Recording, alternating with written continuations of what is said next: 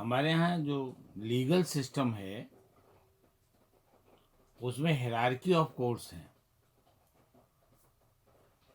FIR जब अपराध होने के बाद रजिस्टर होती है थाने में, तो इन्वेस्टिगेशन के बाद उसकी चार्जशीट या फाइनल रिपोर्ट जो भी दाखिल होती है, तो चार्जशीट जो दाखिल होती है वो मजिस्ट्रेट फर्स्ट क्लास की कोर्ट में ही होती है। और मजिस्ट्रेट फर्स्ट क्लास के कोर्ट मुलजिम को तलब करके वो चार्जशीट की जो कॉपीज़ हैं वो उसको देता है।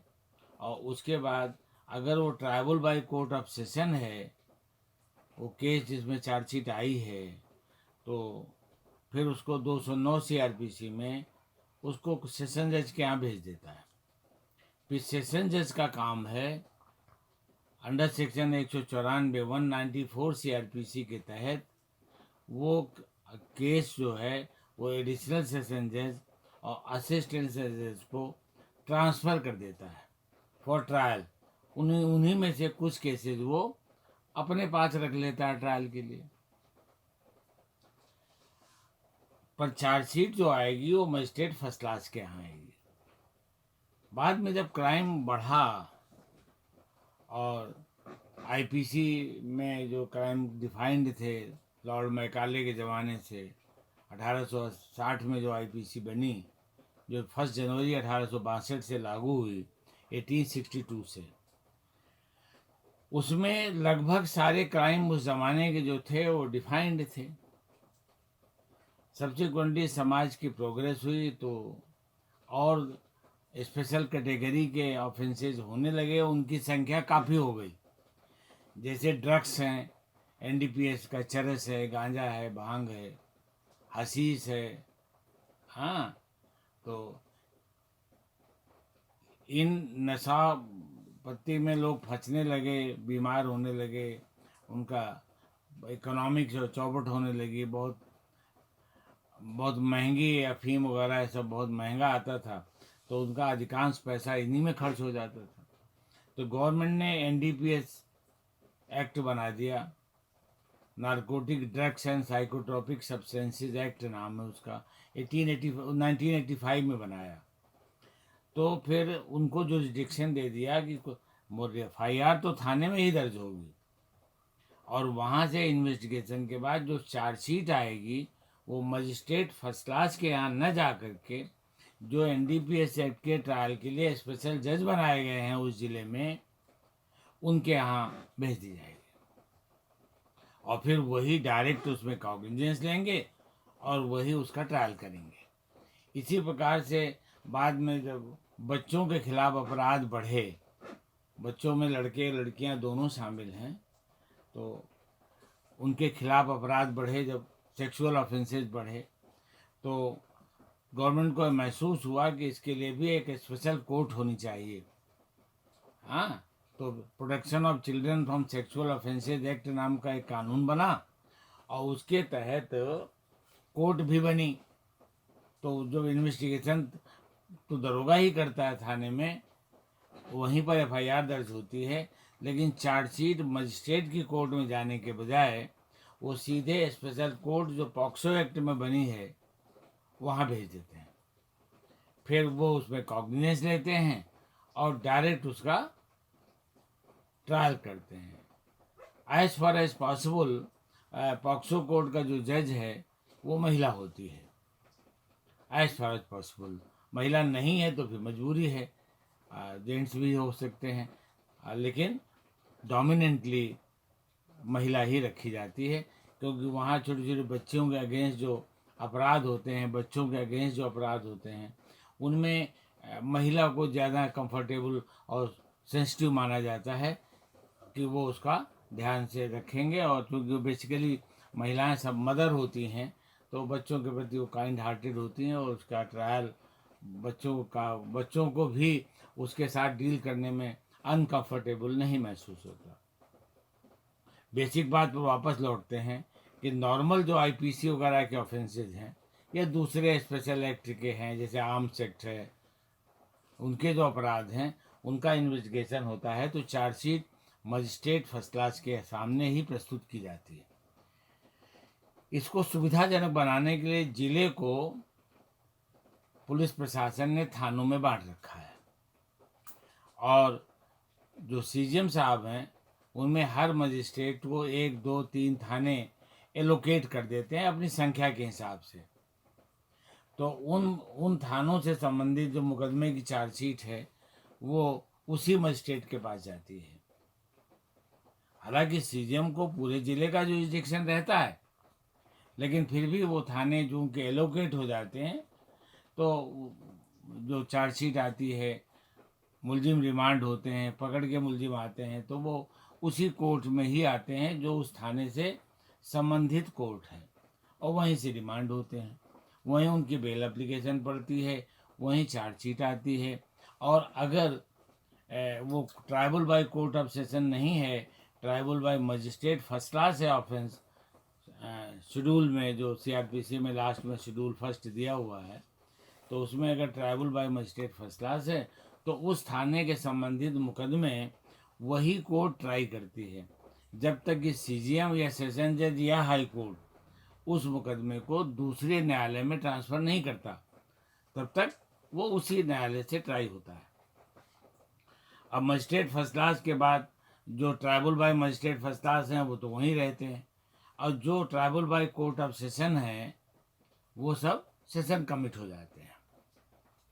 तो हमारे यहाँ जो हर ज़िले में जो सेशन डिवीज़न होता है उसे हायरार्की ऑफ कोर्ट्स की 2 कैटेगरी हैं, एक तो मजिस्ट्रेट की कोर्ट और दूसरा सेशन जज की कोर्ट। सेशन जज जो होते हैं, अगर मुकदमे ज़्यादा हैं तो वहाँ पर 1, 2, 3, 4, 5, 6, 8, 10, 15 तक एडिशनल सेशन जज भी होते हैं। तो सेशन जज अपना जो वर्क सेशन कमिट होकर वहाँ पहुँचता है, उसको थोड़ा थोड़ा वर्क इन सब में बांट देते हैं और उनका ट्रायल ये लोग करते हैं। अब ट्रायल करने के बाद जो एक्विटल हो गया तो कोई बात नहीं, उनकी सज़ा हो जाती है तो उसकी अपील होती है। एक्विटल के खिलाफ भी अपील होती है। अगर एग्रीव्ड पर्सन को लगता है कि नहीं कोर्ट ने इसको गलत छोड़ा है तो वो भी अपील कर सकते हैं, और जो कन्विक्ट हुआ है वो भी अपील कर सकता है हायर कोर्ट में।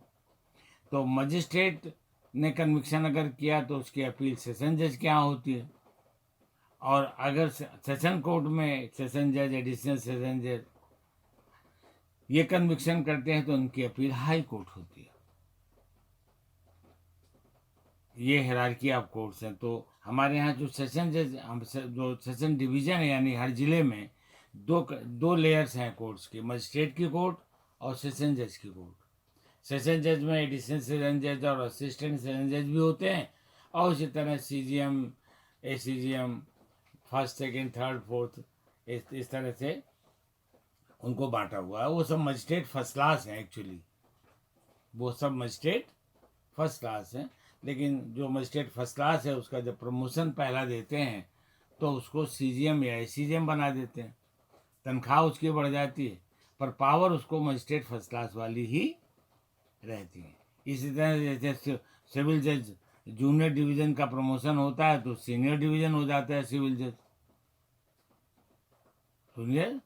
तो वहाँ पर उसका जो जुरिस्डिक्शन है वो बढ़ जाता है इस मामले में कि 1 लाख तक के वो जूनियर मजिस्ट्रेट वो सिविल जज जूनियर डिवीज़न करते हैं, उसके ऊपर 10 लाख तक सीनियर डिवीज़न को जुरिस्डिक्शन दे दिया जाता है, उसके ऊपर सेशन जज को होता है।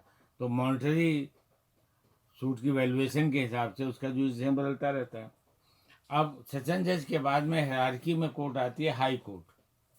तो हाई कोर्ट में कॉन्स्टिट्यूशनल कोर्ट है हाई कोर्ट। तो हाई कोर्ट एक्ट है 1861 का, 1861 का, उसके तहत हाई कोर्ट बनी हुई हैं। हाई कॉन्स्टिट्यूशन के तहत हाई कोर्ट नहीं बनी है, कॉन्स्टिट्यूशन में उनको जुरिस्डिक्शन कन्फर किया गया है, पर हाई कोर्ट्स का कॉन्स्टिट्यूशन जो है वो 1861 का हाई कोर्ट एक्ट है जो ब्रिटिश पार्लियामेंट का, उसी के तहत वो हाई कोर्ट बनी हुई हैं सब। और वहाँ पर जजेज कितने होंगे ये राष्ट्रपति जो है प्रेसिडेंट ऑफ इंडिया तय करता है वहाँ की पॉपुलेशन के हिसाब से। जैसे हमारे यहाँ नैनीताल में 10-11 हैं, हाँ, और वहाँ इलाहाबाद में 60 के करीब हैं। तो हाई कोर्ट जजेज की संख्या कॉन्स्टिट्यूशन के तहत राष्ट्रपति महोदय उनकी ज़रूरत के हिसाब से वहाँ देते हैं कि कितने जजेज हाई कोर्ट में होंगे। जैसे हमारे यहाँ सबसे बड़ी high court Allahabad high court है, हाँ, और सबसे छोटी high court Sikkim high court है। तो वहाँ की पॉपुलेशन कम है तो मुकदमे भी कम जनरेट होते हैं, तो हाई कोर्ट में जजेज की ज़्यादा संख्या रखने की कोई ज़रूरत नहीं होती।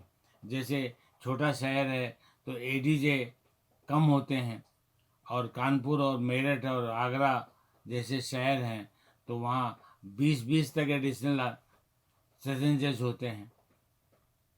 तो वहाँ काम के हिसाब से होता है, कहीं 3-4 होते हैं, कहीं ज़्यादा होते हैं। ज़िला छोटा है तो कम होते हैं, बड़ा ज़िला है तो ज़्यादा होते हैं।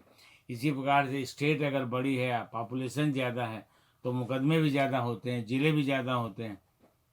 जैसे 80 ज़िले हैं यूपी में, तो वहाँ हर ज़िले से मुकदमे हाई कोर्ट पहुँचते हैं, तो उनको उनको डील करने के लिए संख्या हाई कोर्ट की ज़्यादा रखनी पड़ती है इलाहाबाद में। लेकिन जैसे नैनीताल है, नैनीताल की आबादी 1 करोड़ भी नहीं है उत्तराखंड की अभी भी, तो इसलिए नैनीताल में 10-11 जजेज ही होते हैं मुश्किल से, हाई कोर्ट जजेज जो हैं। तो इस प्रकार से जजेज की संख्या उनकी आबादी के अनुसार घटती बढ़ती रहती है।